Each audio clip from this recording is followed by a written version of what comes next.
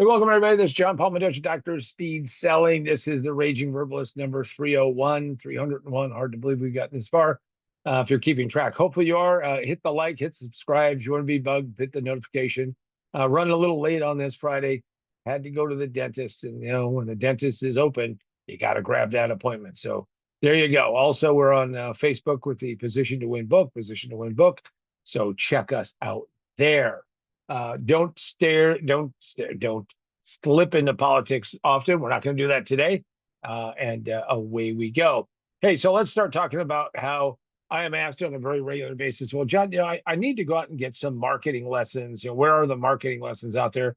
And we're going to talk about a person who's a marketing genius or has marketing geniuses around her and how this is all shaked out. Let me tell you how this story begins. I was at a Barnes and Noble, yes, a physical bookstore. And as I was walking around, I noticed that there was this big stand that had Taylor Swift's latest album, which is The Life of a Showgirl, which came out on October 3rd, 2025. And as I'm standing there looking at this thing, and it's pretty big sized and looks pretty interesting. And what I noticed is that it is designed to hold vinyl and also CDs. So curiosity got the better of me, and I'm sitting there looking at it. Now, while I'm there, a young woman, again, I don't know, maybe 15 years old, could be younger, could be a little older, and her mom looked like she was in her, 30s, not quite 40.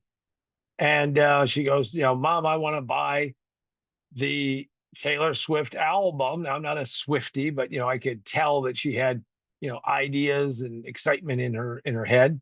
And she goes, wow, I really want to buy this. This sounds like a great, I want to get it, because here it is. And her mother said, well, you have your own money, so you can go pick it up and that'll work. That'll be good. So what she does is she walks over and she picks up the vinyl. Now, I already had figured out that the vinyl was $37.99 and the CD was $17.99. So $20 more for the vinyl. And her mother says, what are you doing? Why are you picking up the vinyl? I mean, we don't even have a way to play that.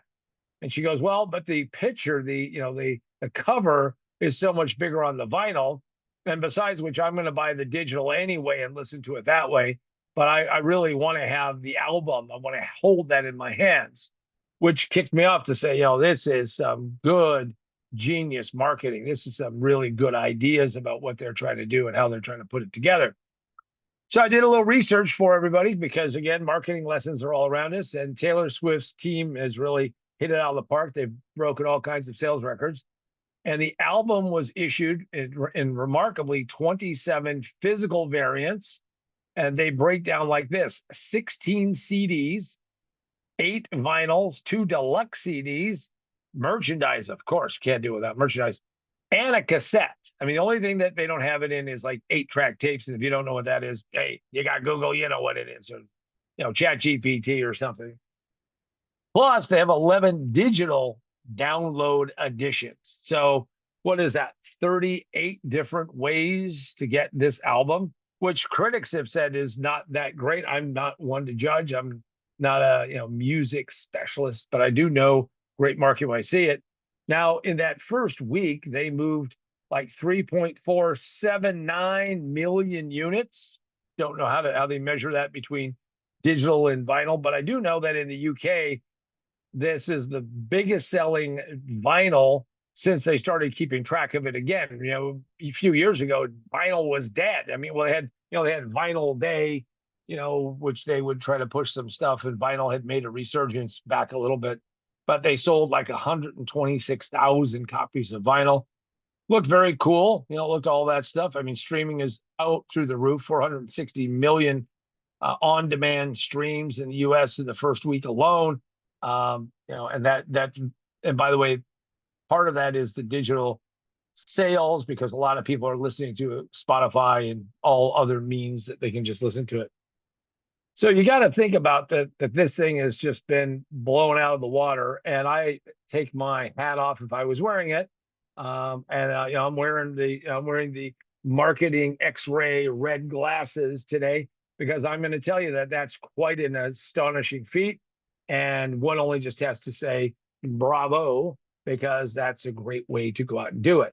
Now, if you're wondering how your marketing is going to stack up, I mean, there's only one Taylor Swift, and by the way, she's getting married and all of this other stuff. I wouldn't be surprised if they didn't do that as a pay-per-view event. I mean, that would be great, wouldn't it? I mean, she'd be there, and they get married, and I come in with a close-up, and then just before they, can we stop the wedding because we got to do a commercial break and everything. Now, I'm going to tell you about something that you should be thinking about, which is go pick up my books. Uh, Most businesses fail in the first 5 minutes. It just takes them 3 to 5 years to realize it. Position to Win. You can get it physically. See, it's a physical book.